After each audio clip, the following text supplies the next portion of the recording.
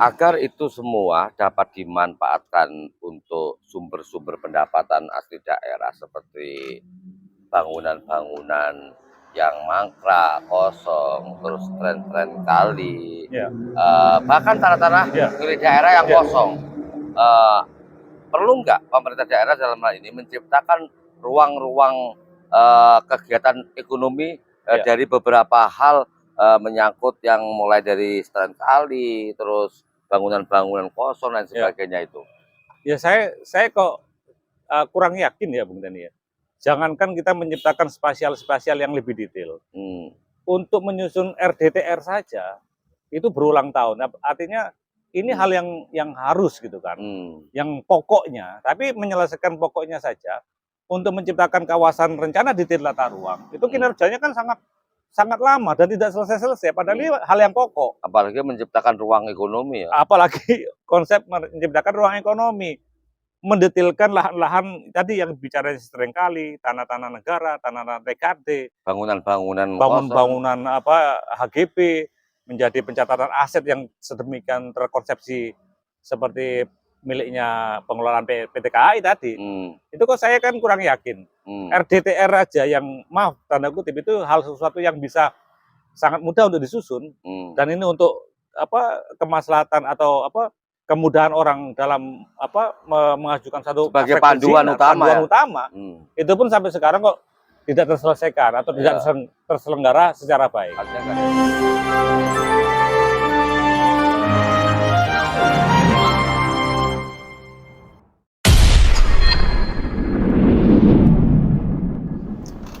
Assalamualaikum warahmatullahi wabarakatuh. Waalaikumsalam warahmatullahi wabarakatuh.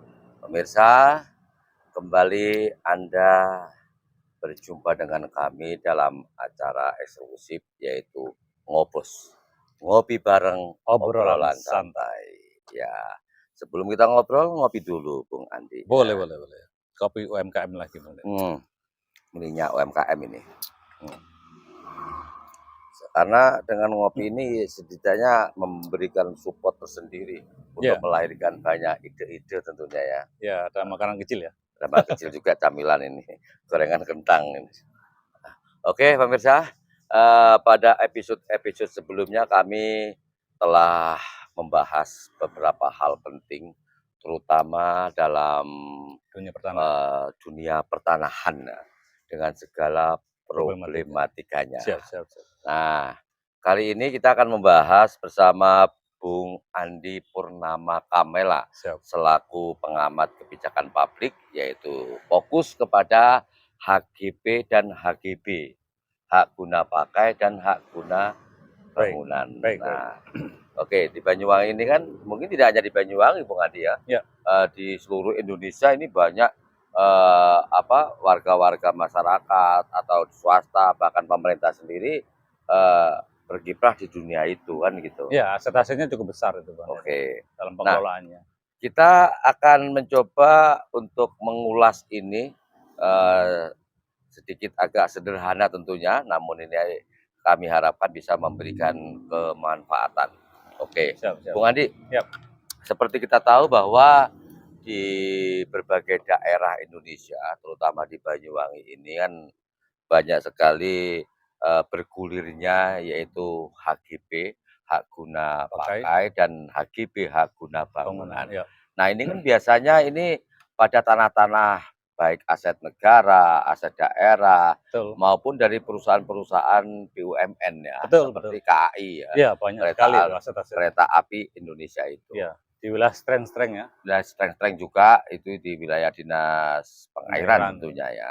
Nah, tentu ini tidak hanya pemerintah saja yang memanfaatkan atau pihak swasta, bahkan warga negara ini Bisa. bisa memanfaatkan. Betul, betul. Nah, menurut Bung Andi, ruang lingkup urusan HGP dan HGB ini bisa nggak digambarkan seperti apa? Ya, HGB atau HGP, hak guna bangunan ataupun hak guna pakai, Hmm, itu perbedaannya mereka yang diberikan katakan hak bersertifikat, salah satu jenis sertifikat hmm, untuk mendapatkan hak tanah, itu salah satunya yaitu hak guna bangunan dan hak guna pakai.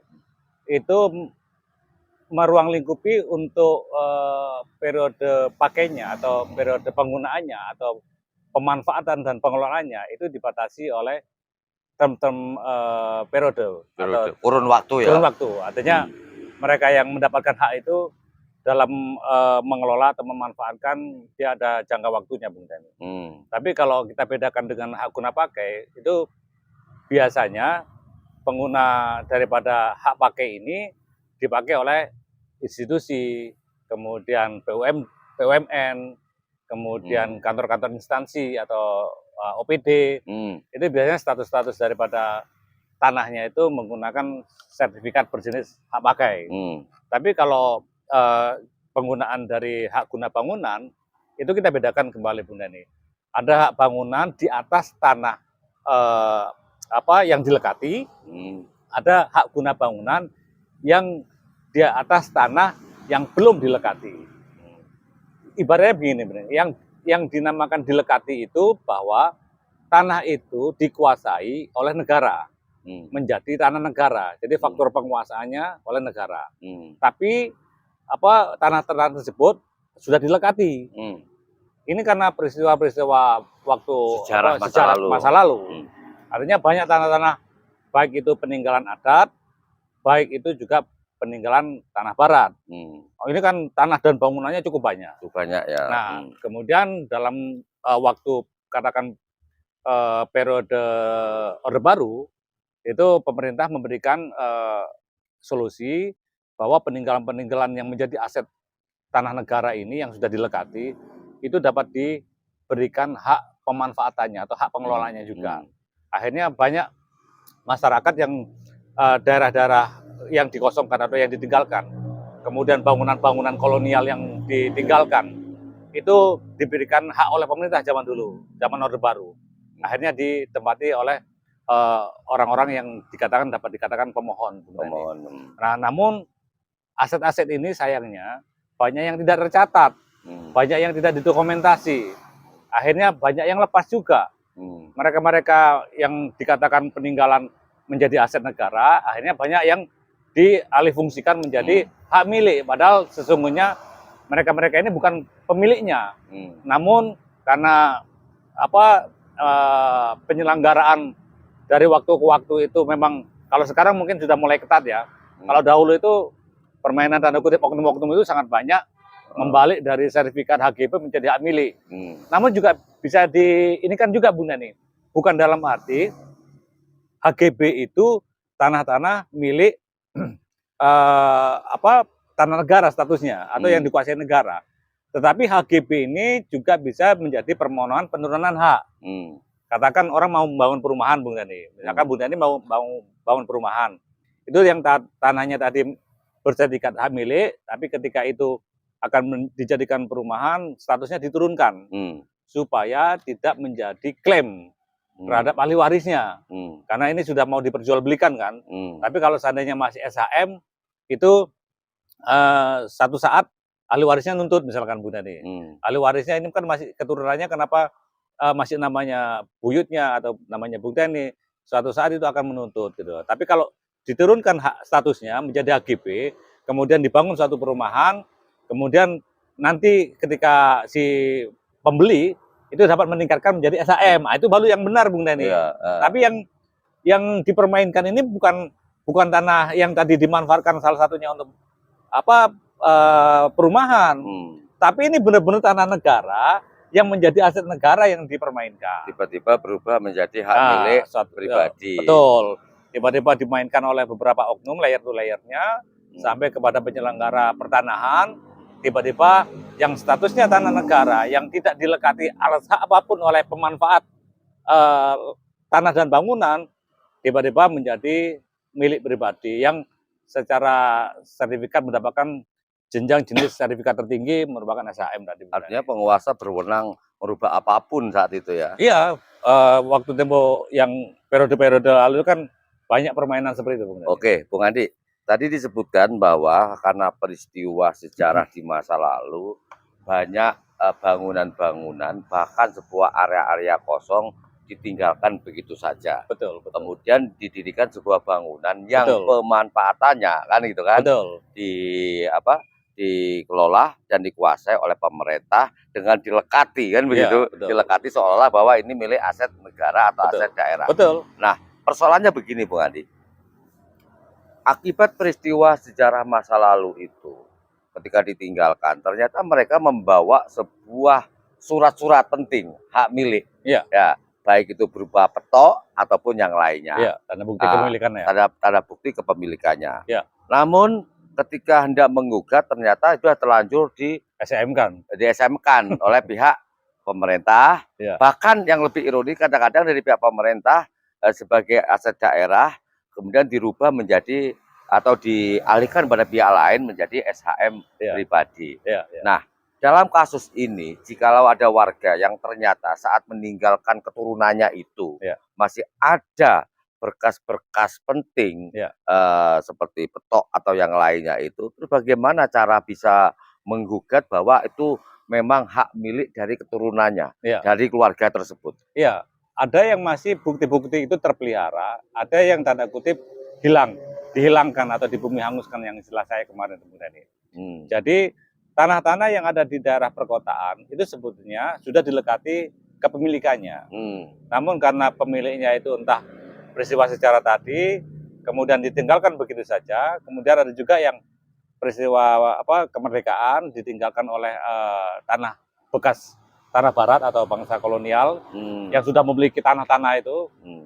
yang berupa kebanyakan agendom of perponding gitu kan. Hmm. Nah, itu harusnya itu didata sedemikian rupa gitu kan. Tapi hal ini yang menjadi keresahan sebetulnya bukti-bukti itu sudah tercatat Bung Denny. Seluruh bukti tentang perbidangan yang khususnya Pulau Jawa ya. Hmm. Itu sebenarnya sudah tercatat semua. Semuanya ya. Tercatat semua Hebat sebetulnya. berarti zaman koloni itu Zaman ya. kolonial itu kalau kita melihat bukti buku yang masih terpelihara di beberapa desa, itu yang namanya Dendels masih ada Bung Denny. Ya. Jadi keturunan Dendels itu kemudian katakan ada salah satu ahli warisnya yang berketurunan pribumi dan dia mendapatkan hak waris, itu ternyata rangkaiannya ada itu. Ada bukti-buktinya juga berurutan ya. Ya buku tua itu periodenya 1936, bayangkan pencatatan sistem sebelum pertanahan itu kemerdekaan ya. sebelum kemerdekaan itu sudah rapi. Beberapa daerah bahkan di Banyuwangi ini pun kalau kita mendapati bukti-bukti yang lama itu yang masih terpelihara sampai kesinambungannya itu ada dan bukti bukunya masih ada. Itu 1936. Bayangkan belum kemerdekaan aja sudah pencatatan buku-buku itu rapi. Bahkan kalau melihat dari Karakan Buddha ini melihat fisiknya, itu pemerintah Belanda dalam aspek dalam pencatatan tanah dan perbidangannya atau kerawangan itu sudah sangat luar biasa sebetulnya. Iya, cukup rapi ya. Cukup rapi. Nah, itu kan kemudian dibukukan karena kita pada waktu era Soekarno itu akan menerbitkan suatu undang-undang pertanahan yang ibaratnya landasannya adalah dulu Bung Karno menciptakan satu konsep land reform. Artinya tanah ini sebagai status sosial dan status ekonomi. Makanya itu harus ditertibkan dengan menerbitkan kebijakan, yaitu munculnya dengan diterbitkannya Undang-Undang UPA itu tahun 1960 Bung Dani ya. Nah, pada waktu tahun 50-an itu sudah konsepsi terhadap perbidangan itu sudah dicatatkan mulai dari dirapikan lah istilahnya. Ya. Mulai dari pusat, provinsi sampai kabupaten, bahkan ke desa-desanya udah tertib semua. Ya. Udah ada semua sebetulnya. Letter A itu ibaratnya dipegang oleh pusat itu bisa perwakilan provinsi letter A ya. Itu surat ibaratnya perbidangan atau pencatatan letter A. Itu sebetulnya sudah ada letter A namanya. Perbidangan awal pertama kali. Awal zaman kolonial. Zaman kolonial. Kemudian letter B itu sebetulnya ada di pihak kabupaten. Letter B itu ya sama sebetulnya. Pencatatan letter A, kemudian untuk pembagian tugas di daerah itu ada namanya letter B, kemudian sampai ke desa diterbitkan namanya letter C. Letter C ya. Nah, kemudian kalau yang masyarakat pegang bukti itu namanya petok D. Dulu kan ibaratnya alasan petok itu kan sudah menjadi alasan kepemilikan tanah. Ya. Sebelum era 1970-an ke bawah lah. Itu petok D itu mereka yang memiliki tanda bukti kepemilikan Bung Dani. Namun tanah-tanah yang sudah dilekati ini ketika terjadi masa sejarah, mereka pergi, mereka meninggalkan, atau mereka ibaratnya dihilangkan mungkin ya, tanda kutip dihilangkan mungkin. Jadi pemiliknya itu sudah putus, tapi kemudian suatu hari tanah-tanah itu banyak sekali sebetulnya, baik tanah peninggalan tanah barat dan tanah adat atau tanah masyarakat yang ditinggalkan akibat peristiwa sejarah itu besar sekali sebetulnya.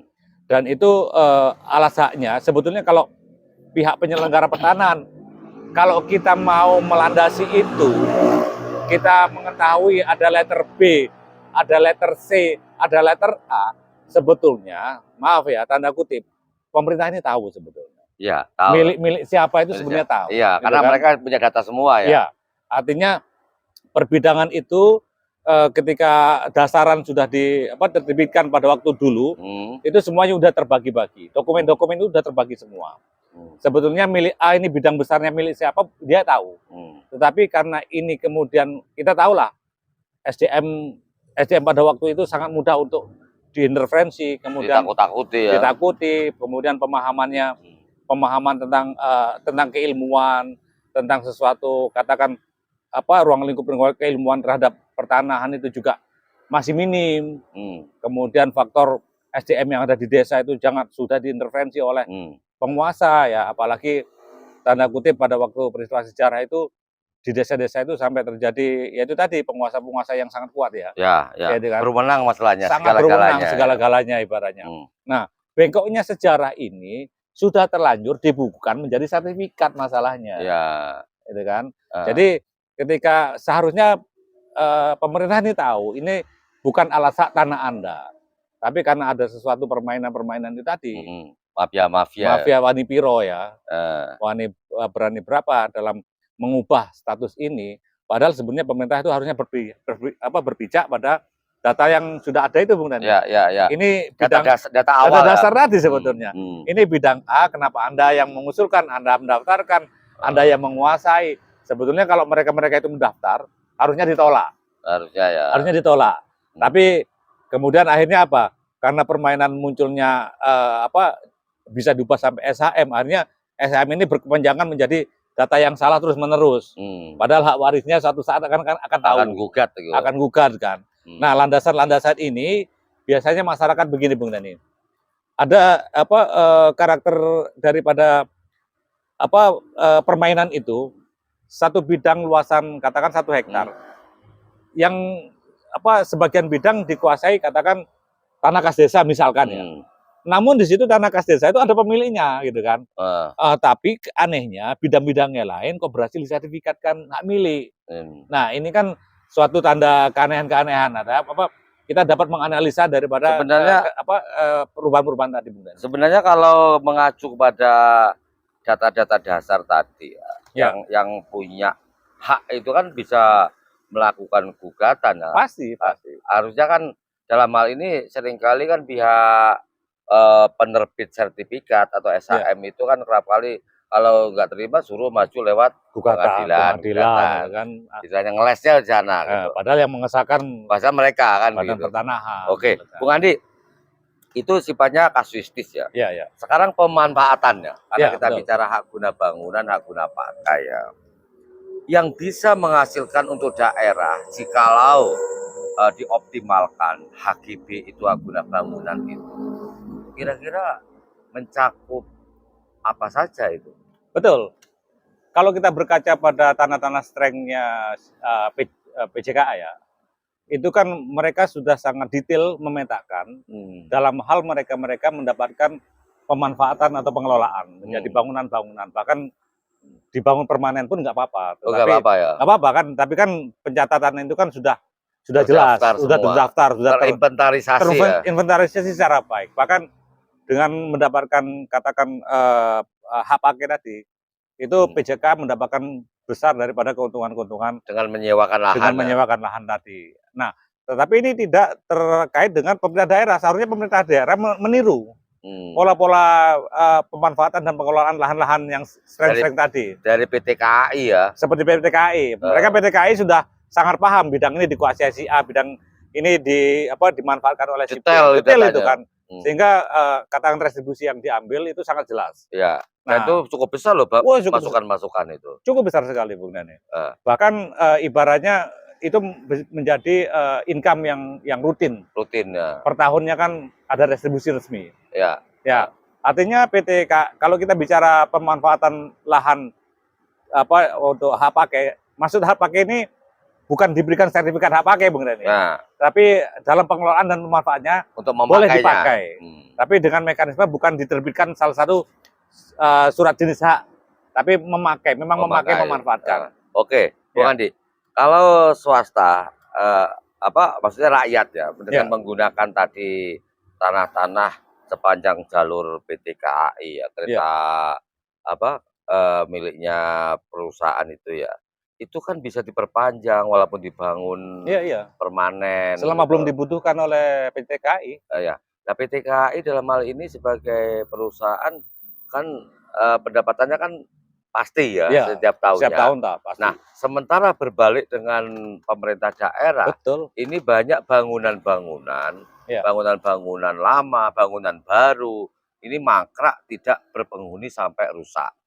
Belum lagi itu sepanjang stren-stren kali yang bisa dimanfaatkan untuk kegiatan-kegiatan ekonomi misalnya. Betul. Nah, ini sebenarnya apa sih yang menyebabkan dari pemerintah daerah seperti tadi dikatakan tidak meniru langkah daripada PT KAI yaitu Kereta Api Indonesia itu?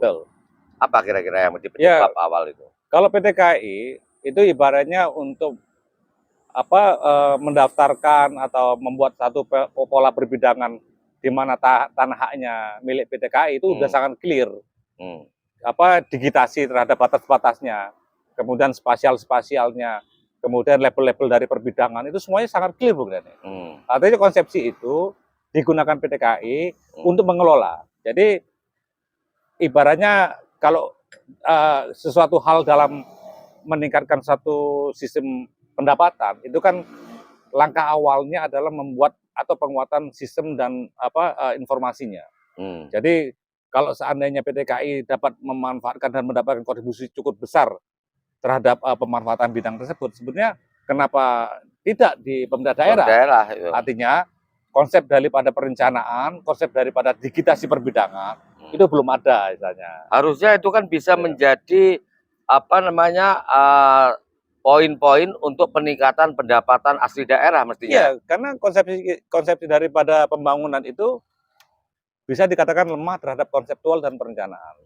Artinya justru duduk penting dari pemanfaatan geospasial daripada ruang kebumian Banyuwangi itu adalah mendigitasi semua hal-hal yang sifatnya atau menginventarisasi semua hal yang sifatnya aset-aset negara. Kan eman ya sebenarnya ya. Wah, itu kalau dikelola, jangankan PAD itu mungkin bahkan besar sekali, Bung Dani. Iya. Mengelola streng kali aja sebetulnya kalau itu dimappingkan secara baik, dirapikan secara baik, itu PAD kita sangat luar biasa. Itu ibaratnya kita lemah terhadap langkah-langkah itu. Padahal itu dengan hanya pendapatan itu aja, sedemikian besar lahan-lahan pinggir sungai itu, yang dikatakan sepadan sungai, ya meskipun sempadan sungai itu kadang-kadang ada juga tanah persil rakyat yang sampai ke pinggir sungai. Tetapi secara regulasi kan tetap ada aturan garis sepadan sungai, strennya lagi. Artinya itu semua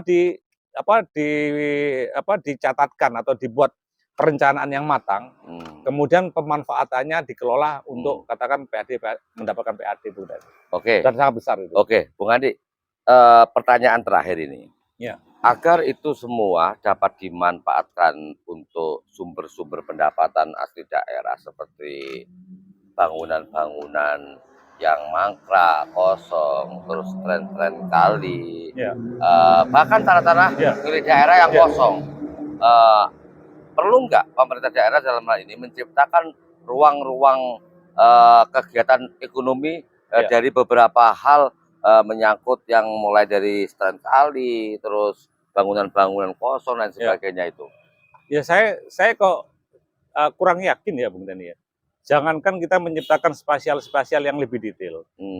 Untuk menyusun RDTR saja itu berulang tahun. Artinya ini hal yang harus gitu kan, yang pokoknya. Tapi menyelesaikan pokoknya saja untuk menciptakan kawasan rencana detail tata ruang itu kinerjanya kan sangat lama dan tidak selesai-selesai. Padahal ini hal yang pokok. Apalagi menciptakan ruang ekonomi ya. Apalagi konsep menciptakan ruang ekonomi, mendetilkan lahan-lahan tadi yang bicara seringkali, tanah-tanah negara, tanah-tanah TKD, bangunan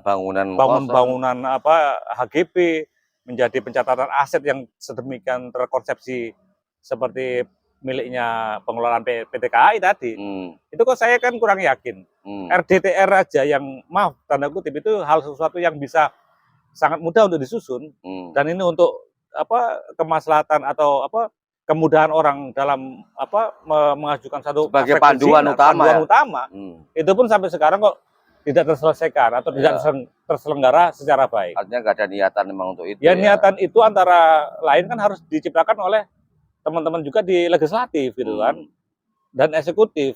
Artinya kedua pihak inilah yang harus segera mewujudkan sehingga proses perizinan itu, proses mendapatkan hak-hak ketika orang memanfaatkan satu ruang itu dengan mudah sekali sebenarnya. Hanya tinggal klik keluar sampai KBLI-nya. Berarti memang nggak ada niatan untuk itu berarti ya? Saya nggak tahu.